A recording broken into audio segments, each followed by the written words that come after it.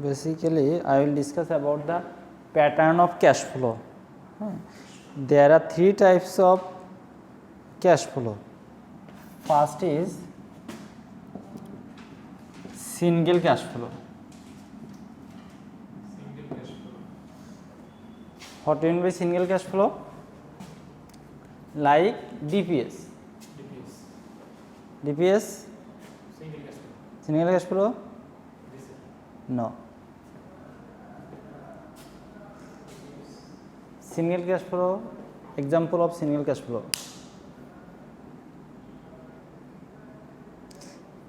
DPS is the example of equal cash flow. Cash flow or installment or annuity. The main features of single cash flow is single transaction, that is fixed deposit.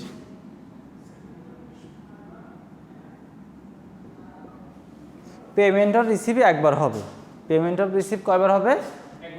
একবার হবে। সে payment হোক আর receive হোক, একবারের বেশি হইতে পারবে। এটাকে আমরা বলছি হচ্ছে সিঙ্গেল ক্যাশ ফ্লো। ওকে ওকে।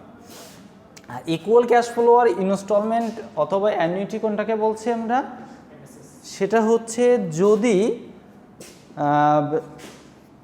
আপনার ক্যাশ ফ্লোগুলো একটা নির্দিষ্ট টাইম পর পর হয় এবং অ্যামাউন্টও সেম থাকে। কি বলেছি? অ্যামাউন্টও সেম থাকবে, সেম অ্যামাউন্ট হচ্ছে আপনার ট্রানজ্যাকশন হইতে থাকবে, ঠিক আছে? সে দ্যাট আপনার 5,000 টাকা কেউ ডিপিএস করছে, একটা সে দ্যাট উত্তরা ব্যাংকে কেউ 5,000 টাকা ডিপিএস করছে। এটা কি হয়? একটা নির্দিষ্ট সময় পর পর কিন্তু হচ্ছে ট্রানজ্যাকশন করতে হয়, ঠিক আছে? অথবা আপনি একটা বাইক ক্রয় করছেন অথবা টিভি ক্রয় করছেন ইনস্টলমেন্ট বেসিসে, সেই ক্ষেত্রে কি করা হয়? সেই ক্ষেত্রে একটা নির্দিষ্ট অ্যামাউন্ট একটা নির্দিষ্ট সময় পর পর আপনাকে কি করতে হয়? পে করতে হয়। এইটাকে বলা হচ্ছে ইকুয়াল ক্যাশ ফ্লো অথবা হচ্ছে ইনস্টলমেন্ট, অথবা আপনি এটাকে কি বলতে পারেন? অ্যানুইটি বলতে পারেন, ঠিক আছে? অ্যানুইটি বলতে পারেন। এটা হচ্ছে এটার ক্ষেত্রে আপনি যেটা বলতে পারেন সেটা হচ্ছে ইকুয়াল টাইম ইন্টারভাল or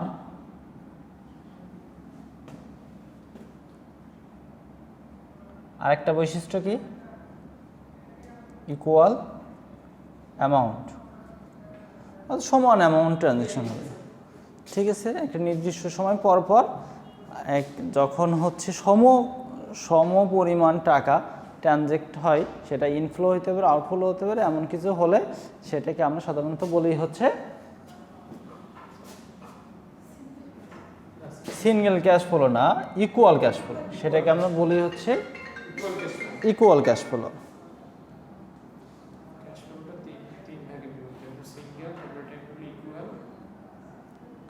বুঝতে পারছেন? দেন যেটা নিয়ে কথা বলবো সেটাকে বলা হচ্ছে মিক্সড ক্যাশ ফ্লো। কি বলা হচ্ছে? Mixed cash flow. Mixed cash flow. What do mean by mixed cash flow? 1205 আসেন। Mixed cash flow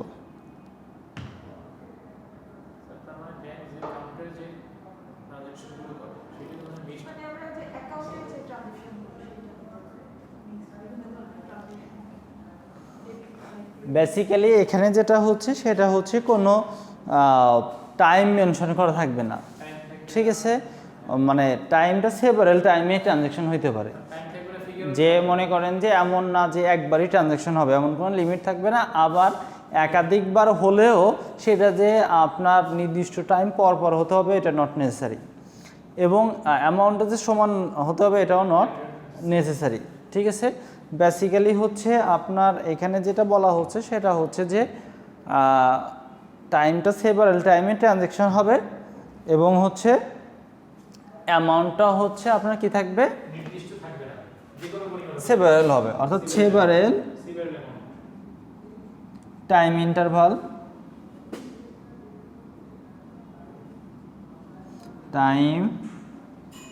interval several amount. ওকে,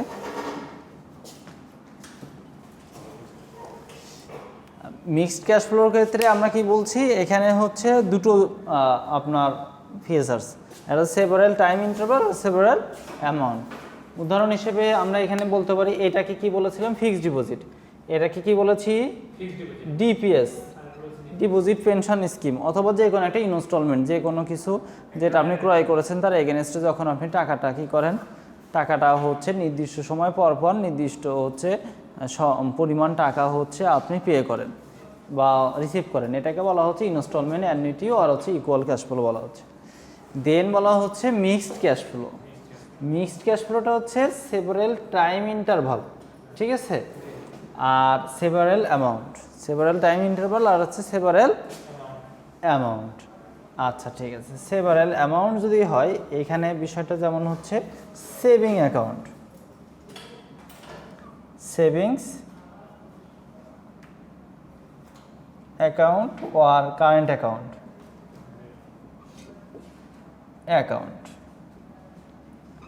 এটাকে আমরা কি বলছি, মিক্সড ক্যাশ ফ্লো বলছি। আপনার আমাদের মেন যে মোটিভ সেটা কি, যে আমাদের মেন চ্যাপ্টারটা ছিল হচ্ছে টাইম ভ্যালু অফ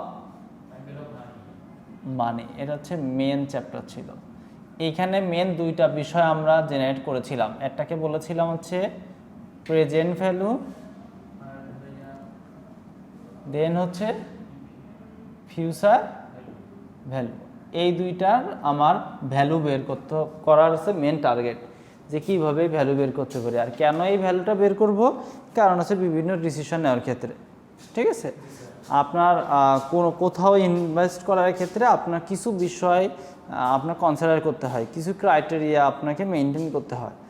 এই বিষয়গুলো আপনি এই ডিসিশনগুলো কিভাবে নেবেন সেটা আপনার এই টাইম ভ্যালু অফ মানি বলে দিবে।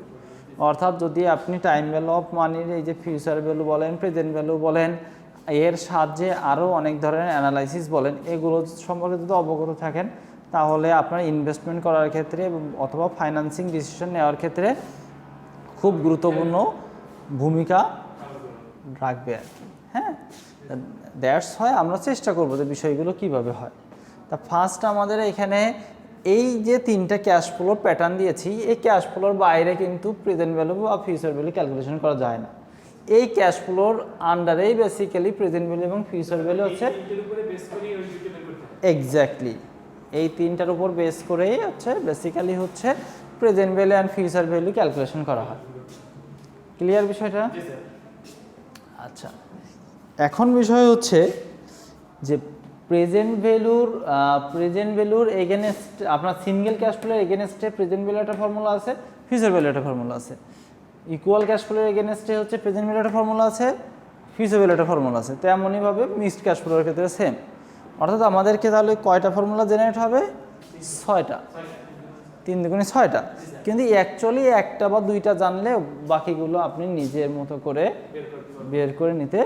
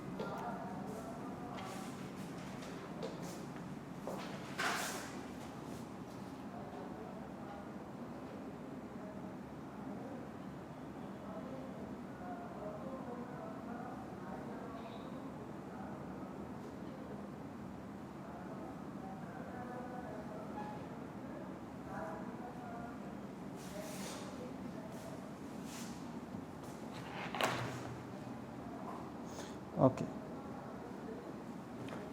Under single cash flow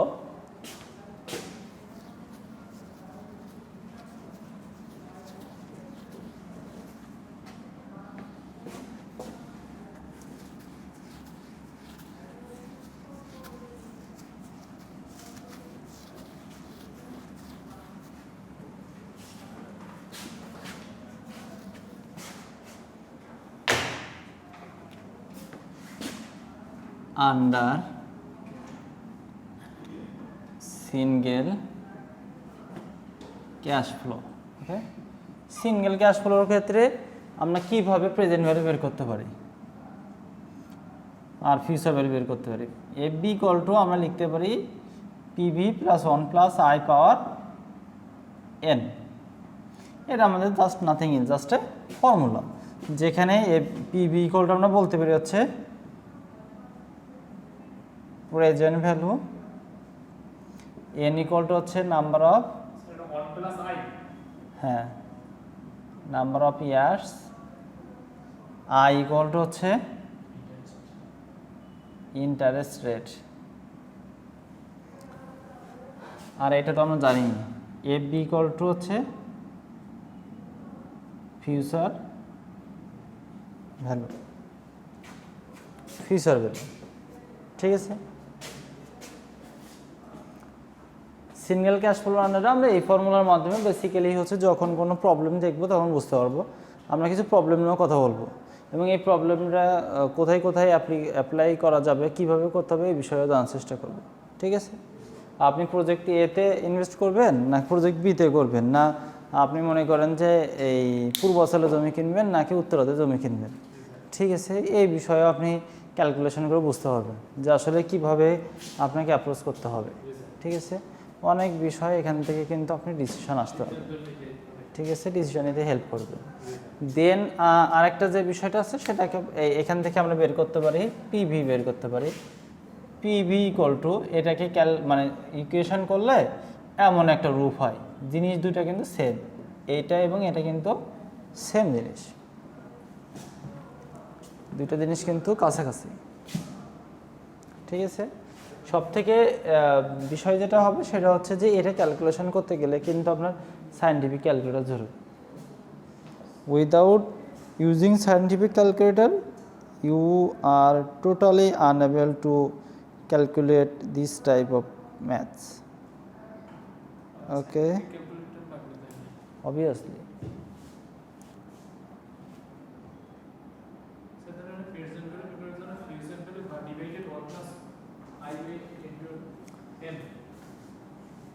Yes, say that this is the problem. Here, what is the present value today? That is, you are asked to determine the present value of the following cash flows at an interest rate of 12% per year. 12% per year.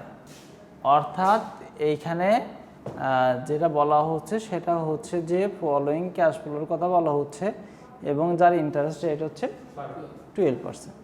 ঠিক আছে, এতে যেটা বলা হচ্ছে সেটা হচ্ছে 100 received 5 years from now, 100 received 5 years from now। অর্থাৎ এই 100 টাকা আপনি রিসিভ করেছেন কখন?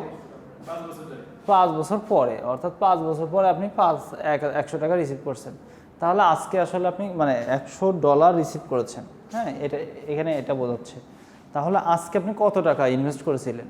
যদি হচ্ছে টোটাল নাম্বার অফ ইয়ার্স হচ্ছে 5 হয় আর আই ইকুয়াল টু 12 হয়, দ্যাট ইজ আপনি যদি এইখানে এই ফর্মুলাটাতে আপনি অ্যাপ্লাই করেন তাহলে কি আসতেছে? 100 ডিভাইডেড বাই 1 প্লাস আই, মানে 12%, তার মানে 0.12 ইন্টু 5, যা আসবে তাই। ঠিক আছে, এইখানে দেখেন 12%কে সবসময় মনে রাখবেন যে পার্সেন্ট রিমুভ করার সিস্টেমটা হচ্ছে যে সংখ্যার সাথে পার্সেন্ট থাকবে ওই সংখ্যা উপরে থাকবে, নিচে 100 থাকবে। ঠিক আছে, অর্থাৎ জাস্ট ভাগ দিলে আপনার অটোমেটিক্যালি কিন্তু এখানে পার্সেন্টটা রিমুভ হয়ে যাবে। ঠিক আছে, এখন ম্যাটারটা দেখেন, ম্যাটার হচ্ছে এখান থেকে আমরা জাস্ট এইটা কিন্তু আগে ক্যালকুলেশন করে নিতে হবে। আপনার সায়েন্টিফিক ক্যালকুলেটর থাকলে এটা ক্যালকুলেশন করে নিতে হবে, নিয়ে 100কে যদি ভাগ দেন তাহলে আমাদের প্রবলেমটা সলভ হয়ে যাবে। খুবই ইজি সিস্টেম কিন্তু, ঠিক আছে। এখানে এটা নিয়ে খুব বেশি কথা বলারও কিছু নাই। 56.74% আসবে আপনি যদি করেন, কিন্তু এটা কিন্তু আপনার করতে হবে, সায়েন্টিফিক ক্যালকুলেটর আনতে হবে, আদারওয়াইজ কিন্তু এই বিষয়টা আপনার শেখা খুব কঠিন হয়ে যায়। 100 দিয়ে না, 100 থাকবে হচ্ছে উপরে, ঠিক আছে।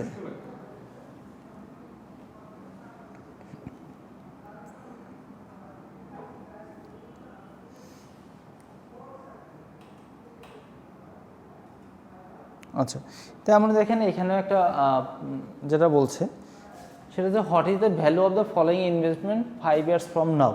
তাহলে এখানে কি বের করতে বলছে, ভালো করে বোঝেন। What is the value of the following investment 5 years from now, অর্থাৎ এখানে যেটা বলছে যে 5 বছর পরে আপনার ভ্যালুটা কত হবে, তার মানে কি ফিউচার ভ্যালু বের করতে বলছে। At an interest rate of 8%, এবং তার ইন্টারেস্ট রেট কত পার্সেন্ট, 8% পার ইয়ার। পার ইয়ারে আপনার ইন্টারেস্ট রেট হচ্ছে 8। ওকে, এখন যেটা বলছে সেটা হচ্ছে আমরা পরের যে বিষয়গুলো ওইগুলো এখন না দেখি, ওটা আমরা পরে আস্তে আস্তে দেখব। আচ্ছা, এখন যেটা বলা হচ্ছে সেটা হচ্ছে 100 invested today with interest compounded annually, অর্থাৎ বলছে যদি $100 যদি কি করা হয়, ইনভেস্ট করা হয়, তাহলে how much money will be at the end of the 5 years if the interest rate is 8%. In this case, just put the value in this formula and using calculator you can easily determine the value. Okay, that is FB equal to PB 100 1 plus I 8%, that is 0.08 power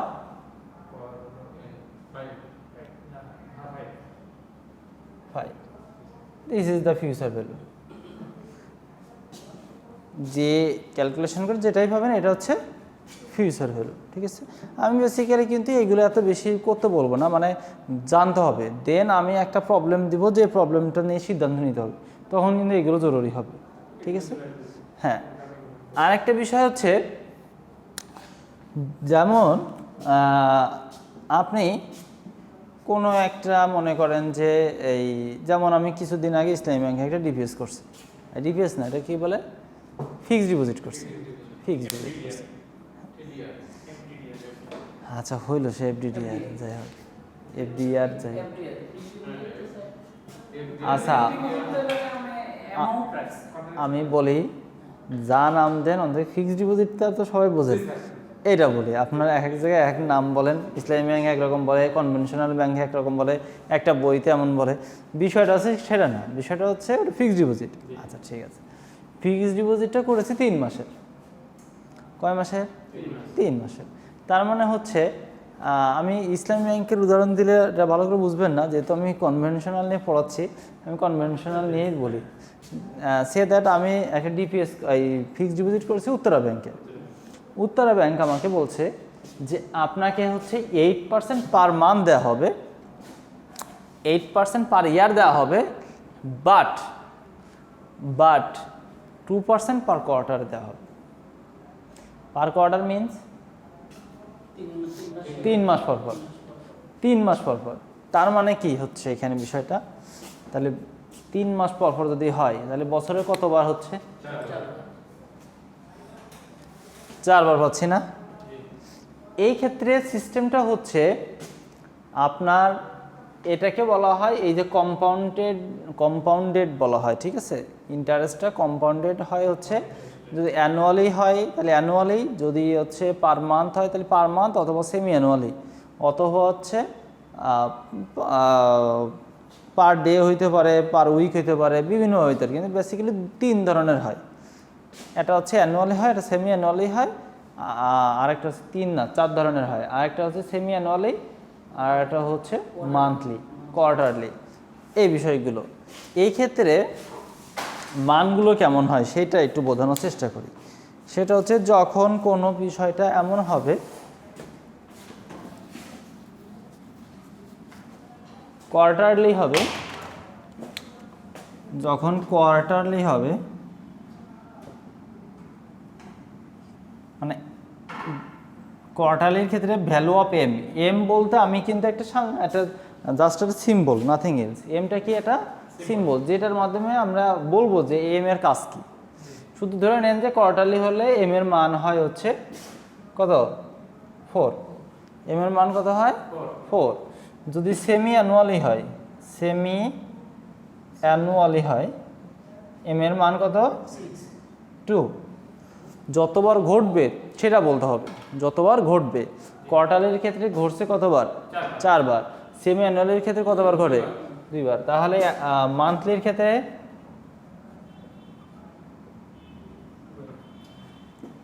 12। এই ধরনের কোনো বিষয় আসলে যদি quarterly বলে, semi annually বলে অথবা monthly বলে, কাজ হচ্ছে কি? যে আই থাকবে সূত্রে, যেখানে আই থাকবে, কি বলেছি? সূত্রের যেখানে আই থাকবে তার সাথে এম এর ভাগ। সূত্রে যেখানে আই আছে, এই সূত্রে যেখানে আই আছে তার সাথে এম দিয়ে ভাগ আর এন দিয়ে গুণ। কি বলেছি? আইকে এম দিয়ে ভাগ আর এন দিয়ে গুণ। কেন হলো দেখেন, এইখানে যেটা বলা হচ্ছে নাম্বার অফ ইয়ার্স কত ছিল? 5। এটা কেন হলো? এখানে ইন্টারেস্ট রেটটা হচ্ছে ইসে চলে আসছে না, কমে চলে আসছে না, 4 মাসে ছিল না।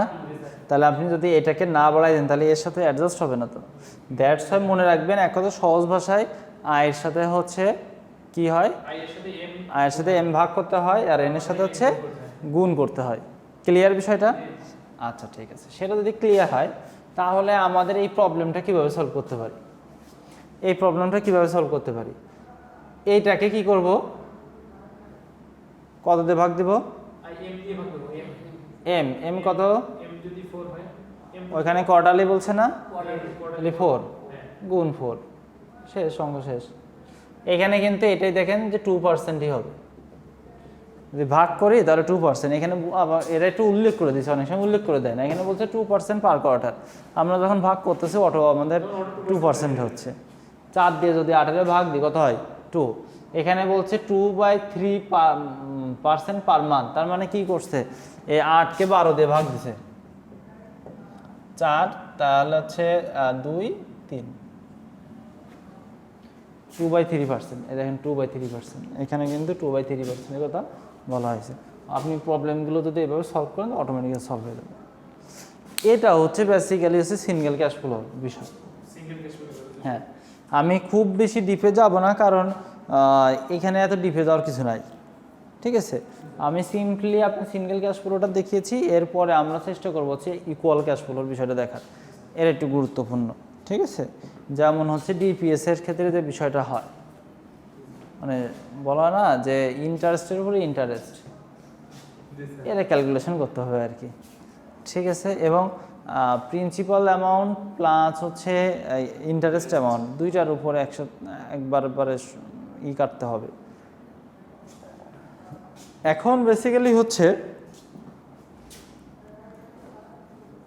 আপনার যেটা করতে হবে সেটা হচ্ছে যে আলাদা করে কিছু ফর্মুলা জানার চেষ্টা করতে হবে। আর ফর্মুলা নিয়ে আপনাদের অরিড হওয়ার কিছু নাই।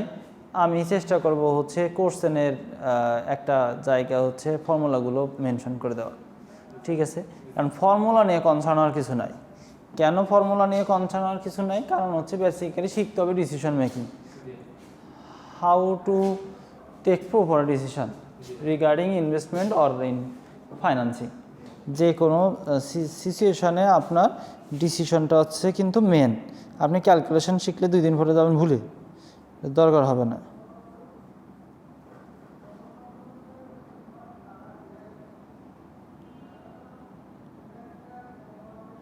ঠিক আছে, নাও আমি যেটা বলতেছিলাম সেটা হচ্ছে যে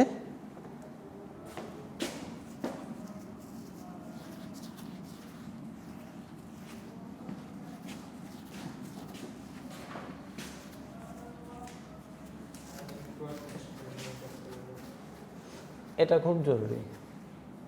আচ্ছা, মিক্সড ক্যাশ ফ্লোটা একটু বোঝাই দিই জাস্ট এর সাথেই, সেম জিনিস, একেবারে সেম জিনিস। Mixed cash flow, mixed cash, mixed cash flow হচ্ছে যখন একাধিক করবে তখন যোগ করে দিতে যাবে,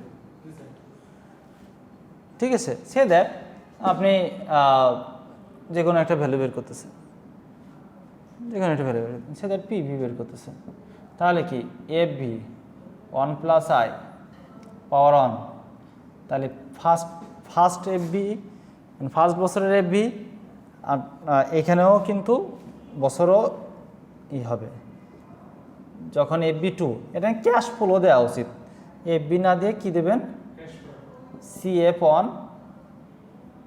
সিএফ 2, দ্বিতীয় নম্বর cash flow 1 plus I power 2, এইভাবে যতটা হবে ততটা, CF 3 divide by CF N, then CF N divide by 1 plus I power N. এটা দ্বারা কি বোঝালো, যতগুলো ক্যাশ ফ্লো থাকবে এইভাবে আছে ডিসকাউন্টিং করতে হবে, ঠিক আছে। ক্যাশ ফ্লো যত থাক, মনে করেন যে এখানে 2টার কথা বলেছি, বলে ডট ডট ডট দিয়েছি, বাট এরকম কিন্তু 8টা 10টা হইতে পারে, বেসিক্যালি 5-6টা থাকে, কিন্তু যতগুলো হবে ওইভাবে আপনাকে যাইতে হবে, ঠিক আছে। এটাকে আপনাকে বলা হচ্ছে, এখানে যেটা বলা হচ্ছে সেটা হচ্ছে যে ক্যাশ ফ্লো, অর্থাৎ প্রথম বছরের ক্যাশ ফ্লোর কথা বলা হচ্ছে। এটা যে দ্বিতীয় বছরের ক্যাশ ফ্লো, এটা হচ্ছে আপনার যত হইতেই পারে, যত হয় আর কি। এরকম মানে মাল্টিপল যখন বলা হবে, মিক্সড ক্যাশ ফ্লো যখন একাধিক ক্যাশ ফ্লো থাকবে তখন আমরা এইভাবে ক্যালকুলেশন করার চেষ্টা করি। এটা বেসিক্যালি আমরা ক্যাপিটাল বাজেটিংয়ের চ্যাপ্টারে খুব ভালো করে দেখব, দ্যাটস হয় এটা আমি এখন না দেখালেও ওই টাইমে আপনারা এমনি বুঝতে পারবেন যে বিষয়টা কী, জাস্ট আমি টাচ দেওয়ার জন্য বলছি। হ্যাঁ, ক্যালকুলেশন করে সবগুলো যোগ হবে। সিঙ্গেল ক্যাশ ফ্লোর ক্ষেত্রে আর এটার ক্ষেত্রে অনেকটা মিল আছে, এই সিঙ্গেলের ক্ষেত্রে একটাই থাকে আর এর সাথে জাস্ট যোগ করে নিতে হবে। ওকে, দেন আমরা যেটা বলবো সেটা হচ্ছে কি, ইকুয়াল ক্যাশ ফ্লো।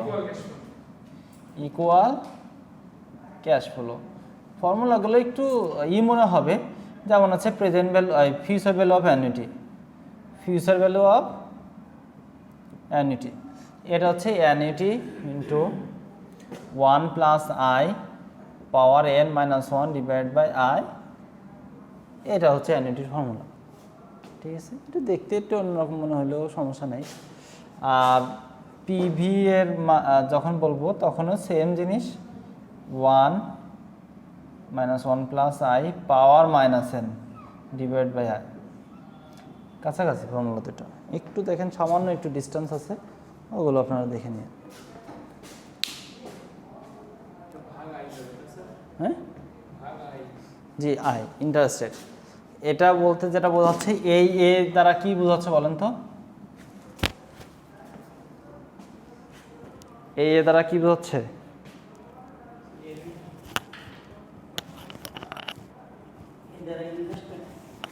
না না, এ দ্বারা হচ্ছে ওই যে অ্যানুইটি বোঝাচ্ছে, অর্থাৎ এটা তো হচ্ছে ইকুয়াল ক্যাশ ফ্লোর ক্ষেত্রে যে ক্যাশ ফ্লোটা, এই দ্বারা ক্যাশ ফ্লোটা বোঝাচ্ছে, ঠিক আছে। যদি পে হয়, ঠিক আছে, বা রিসিভ হয়, পার মান্থ হইতে পারে, পার ইয়ার হইতে পারে, যে ক্যাশ ফ্লোটা, যে অ্যামাউন্ট অফ মানিটা, ঠিক আছে, আপনার নির্দিষ্ট টাইম পর পর হচ্ছে আপনার পেমেন্ট অথবা হচ্ছে রিসিভ হয়, এটাকে বলা হচ্ছে এ। তাহলে অ্যামাউন্ট রিসিভড অর পেইড, ঠিক আছে, at the end of the yeah, every month হবে, যাই হোক, amount of money received or paid, received or paid at the end of each period, মানে each period বলতে এখানে ইয়ার হইতে পারে, লিখি ইয়ার or month or etc quarterly, যেটাই, মানে এক কথা হচ্ছে সমান যে মানে যে অ্যামাউন্ট নিয়ে এখানে বেসিক্যালি কথা বলা হবে, এটাকে সাধারণত হচ্ছে বলা হয় হচ্ছে এ, ইনস্টলমেন্ট। এক্স্যাক্টলি, আমি আগে একবার বলেছি এটাকে ইনস্টলমেন্ট বলা হয়, ইনস্টলমেন্ট। এটা হচ্ছে basically instalment, one kind of instalment. আর এনটা তো জানেন, আই জানেন, দ্যাট ইজ এনাফ। ঠিক আছে, আমরা একটা প্রবলেম দেখে এটা মানে খুব সহজে এটা আমরা করতে পারবো যে এরা আসলে কি জিনিস। যেমন হচ্ছে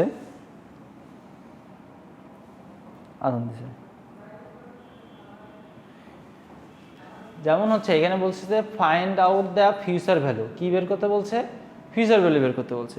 যেখানে interest rate is 8%, that is I equal to 8%। 100 is invested each year, 100 is invested each year. তার মানে কি প্রতি বছর $100 হচ্ছে কি করা হয়? ইনভেস্ট করা হয়। ঠিক আছে, 1 year from now and continuing through year 10, অর্থাৎ নাম্বার অফ ইয়ার্স হচ্ছে 10। আর when the proceeds are withdrawn, যখন উইথড্রন করা হয়েছিল আর কি।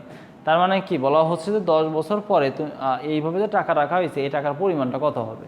তার মানে আমি যদি এখানে সূত্রের এটা বসাই তাহলে কি হচ্ছে এখানে? এটা হচ্ছে কত টাকা? $100। তাহলে 1 প্লাস আয়ের মান কত? 10 মাইনাস 1 ডিভাইড বাই 0.08। সলিউশন করলে আনসার হয়ে যাবে। খুবই ইজি সিস্টেম।